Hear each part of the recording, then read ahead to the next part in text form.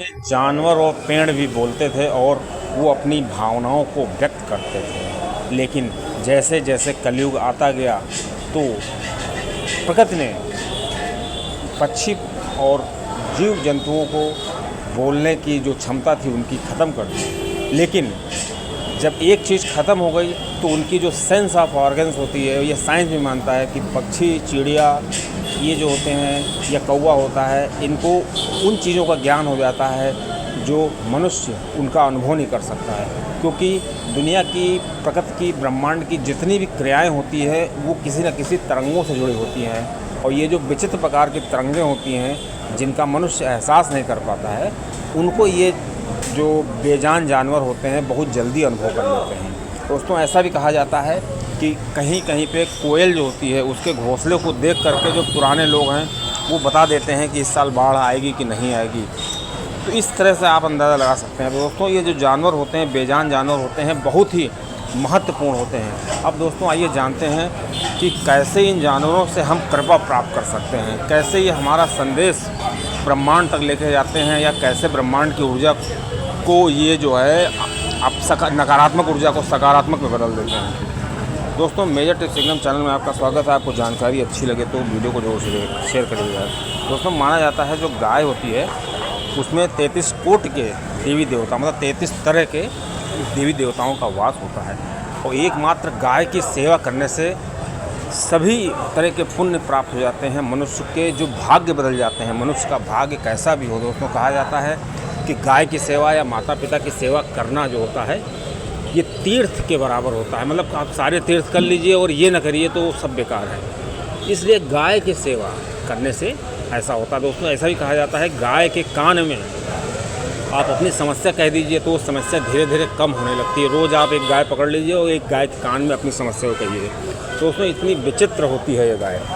तो दोस्तों, गाय की सेवा ज़रूर करनी चाहिए। और दोस्तों, ये जो गाय होती है ये खुद तो नहीं बोलती है, लेकिन उसको सब एहसास हो जाता है कि जिसके यहाँ पली होती है उसके बारे में वो सब जान जाती है क्या उसके साथ होने वाला है। दोस्तों, इसलिए जो गाय लोग पालते हैं या जो गाय की सेवा में विश्वास रखते हैं उन सभी लोगों को क्या करना चाहिए, जब खाना बनाएं तो 3 रोटी पहले की वो 3 रोटी निकाल लेना चाहिए। अब जैसे खाना बनाते समय वो आपने पहले रोटी बनाई थी, वो मान लीजिए उसमें मिल गई, पता नहीं चलता है कौन पहली है कौन दूसरी है।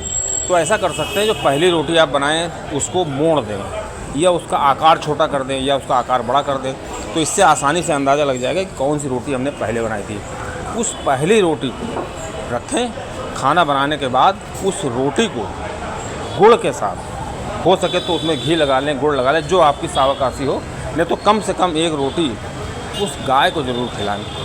अब पता लगा आपने देखा कि आपको जल्दी हो रही है, गाय नहीं मिल पा रही। बहुत लोग हमने देखा गाड़ी में रोटी रखे रहते हैं, गाय मिलती नहीं, पूरा दिन भूल जाते हैं। वो समय है उनका, नहीं खिला पाते हैं, क्योंकि जब समय ख़राब होता है तो आदमी को अच्छी चीज़ें नहीं याद रहती हैं। तो आप उस गाय की रोटी निकाल करके कहीं पे भी रख दीजिए जहाँ पर जानवर खाते हों। बस आपने अपने भाव से निकाल दिया है, वो गाय रोटी जब खाएगी या कोई और जानवर खा जाएगा या कैसे भी कोई आदमी खा सकता है, तो उसका भाव जो आपने निकाला है उसका फल आपको प्राप्त होगा। दोस्तों, इसी प्रकार जो मनुष्य होता है उसके सभी प्रकार के जो कष्ट होते हैं और जो सभी प्रकार की उसके अंदर नकारात्मक ग्रहों की जो दृष्टि होती है वो कम होने लगती है अगर गाय की वो सेवा करता है, गाय को रोटी ऐसा वो करता है, घर में बरकत भी होती है। दोस्तों, दूसरी रोटी जो हमको निकालनी है वो कौवे के लिए।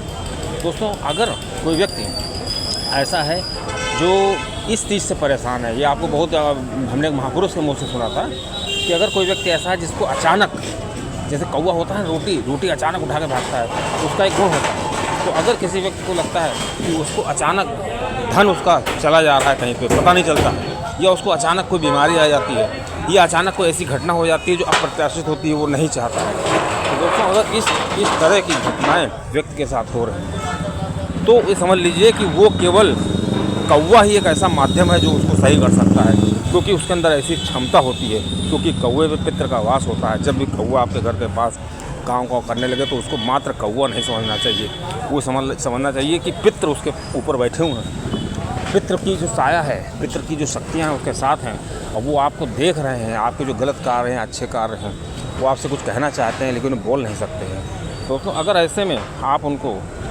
रोटी खिला देंगे, उनको सम्मान देंगे, देखो मैंने आपके लिए पहली रोटी जो है आपको सम्मान में दे रहा हूँ। तो ऐसा करने से क्या होगा